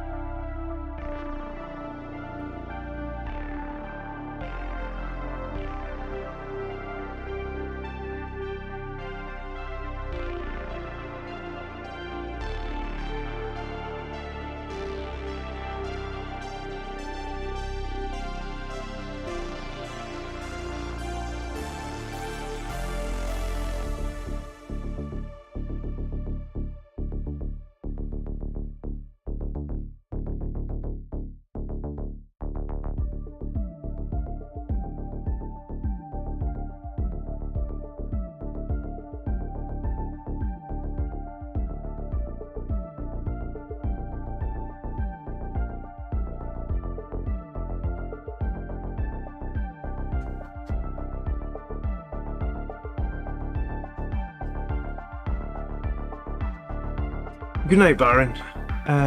There is no more Hero Hammer to a certain extent. Yeah.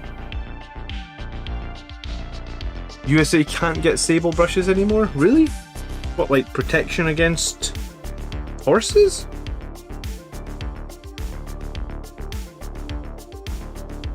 I did not know that.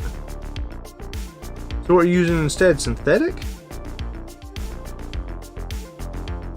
Surely you don't have to kill the horse to get the hair, right? Trivial Pursuit is just coming back to the hobby. Starting out with some unfinished paint projects, but it's all changed so much. Am I correct? I can't play Firstborn Chaplain on a bike now. Do you know what? The Firstborn Chaplain on a bike has been discontinued, yes.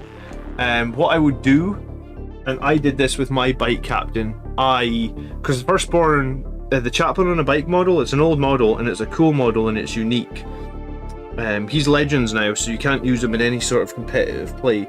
Because he's such a cool looking unique model, convert him, cut his arm off or rip his arm off, and how I did it was I ripped one arm off and put a thunder hammer in that arm. I ripped the other arm off and put one of those Sanguinary Guard arms in it that has the infernal pistol built into, like, it's not part of his hand. The infernal pistol is like a wrist mounted infernal pistol, so I can use one hand to still grab the steering wheel of the bike. I'm actually not a biker, so I don't actually know what that thing's called, but I assume it's just the handlebars. So one hand can still grab the handlebars of the bike, and then put a thunder hammer in his other hand, and he can rock a infernal pistol and a thunder hammer. He can have a cool, unique looking model, and yeah. I think on my end screen, if I put my end screen up for a second, no. Oh, I've got a different end screen now. I can't show you. But trust me, you can make a cool looking one. If you join the Discord, I'll send you a picture of mine.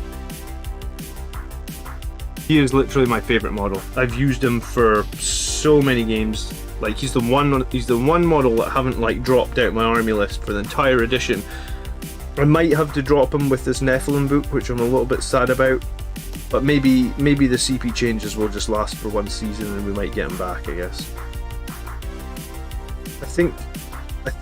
Yeah, who knows how these new CP changes will feel. I guess we've got one season to find out.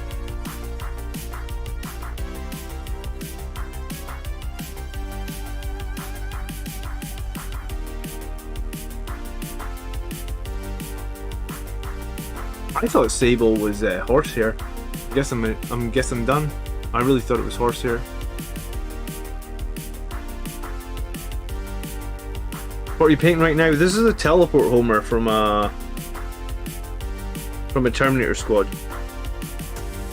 And I was just trying to finish up a few projects that I had on the go, because I think in the next week or so I'm probably going to be starting 6 new Sanguinary Guard. So my plan was to just, I had these Contemptor Dreadnoughts that were like 90% finished. They're not as competitive as I really wanted them to be anymore, so I kind of put them on the back burner. I just obviously played the tournament last week, so I'm in no huge rush to get anything else painted. So I thought to myself, like, let's just try and finish out these projects so I can get them varnished and get them put away. And then I always end up leaving stuff quite, like, I'll get to like 80% with a squad or something, and then something more powerful will come out and I'll end up pivoting, and what I end up doing is having a bunch of stuff that's like 90% done but not quite finished. So to finish, I've got a Contemptor with a couple of, you know what, I'll pick up the Contemptor a second and show you. Yeah, I've got a Contemptor with a couple of Volkites, I've got another couple of Volkites, and then I had this drill and this claw to finish as well, and then this teleport Homer, and then that just finishes out like 6 or 7 little projects that it'd be nice to just put to bed, I guess. It's a rare weasel from Siberia. Okay. I thought it was horse. Do you have a game lined up for this Monday? I think this week we're going to be playing on Wednesday. If you really want a game on Monday night, I'm pretty sure the Plastic Crackheads are playing on Monday night. They're using the space that we play in on Monday this week. But yeah, we'll have a game on Wednesday next week. And I'm looking forward to it. Sometimes after a tournament, I think one of the reasons I wanted to move away from Monday night was like, see if I've played a tournament all weekend. It's not that I don't want to play on Monday night, but like I haven't seen my family and I'm exhausted. And yeah, so I think moving the weekly game to Wednesday is just going to be better. There might still be occasional games on Monday, but I think it's going to be more commonly done on Wednesdays going forward. But I mean, things, you know, times and stuff that I do things just seem to change every 6 months or something. Because we used to do the Army List show on a Sunday afternoon, now we do it on a Sunday evening. We seem to get a lot more viewers on a Sunday evening. So if people really enjoy catching up on a Wednesday and we get lots more viewers, then maybe we'll stick on Wednesday. But we're going to give Wednesday a try anyway. And yeah, I mean, it does mean that we shouldn't have to miss a week if I'm at a tournament, because I won't be quote-unquote exhausted or quote-unquote... I can be pretty hard on myself sometimes if I don't win games, so it can be quite hard to get into the fun state of mind on a Monday if I've just had like a really bad tournament or a really tough tournament and I'm not happy.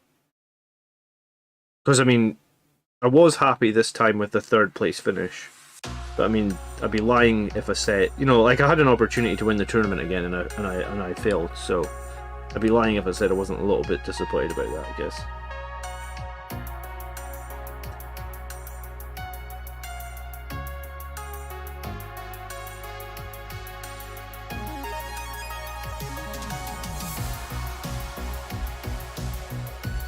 I mean, I'm almost there with this teleport homer. I don't really know what colours it's supposed to be. I'm just guessing.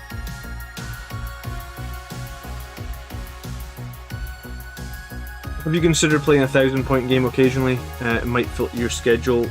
I've played the occasional 1,000-point game, but I don't know if it gives you the same tactical depth as a 2,000-point game. I mean, I can definitely make a 1,000-point list, or I could play a game sometime, for sure. But, I mean, all the tournaments are 2,000, so I'm definitely more of it, like I'm way more of a tournament player than a narrative player or anything like that.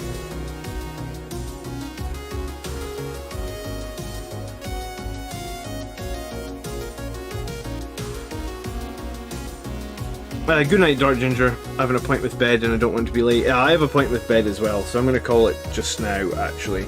I'm going to be back tomorrow with a video. As always on a Friday, we always have some sort of content. So there'll be a video out tomorrow afternoon.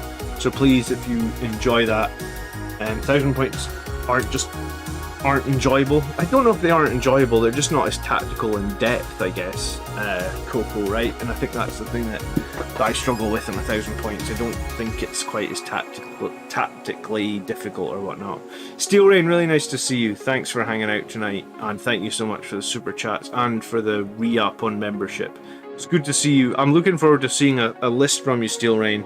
I want to see how many Sanguinary Guard you think is the magic number now. I do wonder if there's a list there with Sanguinary Guard protected by Centurions with Flamers or Aggressors with Flamers. If Sisters are going to be a big threat, then we literally can't let the Sanguinary Guard get charged by the Sisters, because they'll do a ton of damage. The Zephyrim will do a ton of damage with their -4 swords. Their Pencha will do a ton of damage with their -4 2 damage Eviscerators, excuse me. So it'll be interesting to know. It'll be all Death Company now. I mean, it might be all Death Company.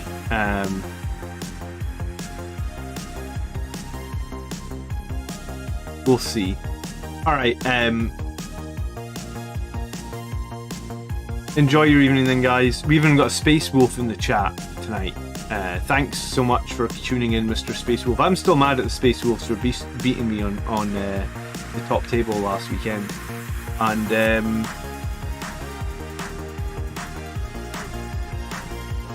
you learn something new every day. I had no idea that those weren't horsehairs. Why did I think it was horsehairs? Or other paintbrushes made with horsehairs? Alright, well, yeah. After Saturday, let's get some lists in. The review queue will be cleared. So I actually need a couple of people to submit lists on Saturday, or we'll have nothing to look at on the Army List show on Sunday. So if you've got a list in mind, submit it on Saturday. I'll see you guys this weekend, I'm sure, for painting or army lists, and I'll see you next week for live games. Alright, by the blood are we made strong, brothers. Good night, peace.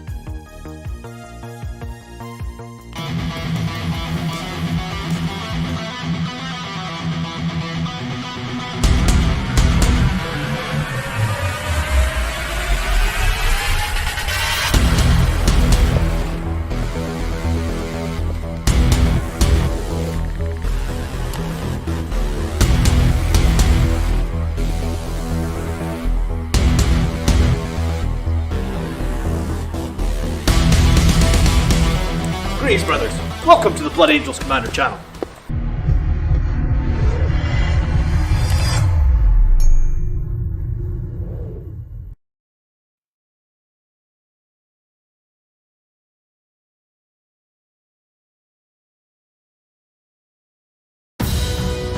Look at that super chat right as we're ending. Dude, thank you so much. Let me answer your question, then I'm definitely Lorenzo Segarolino disappearing. donated €10 via super chat.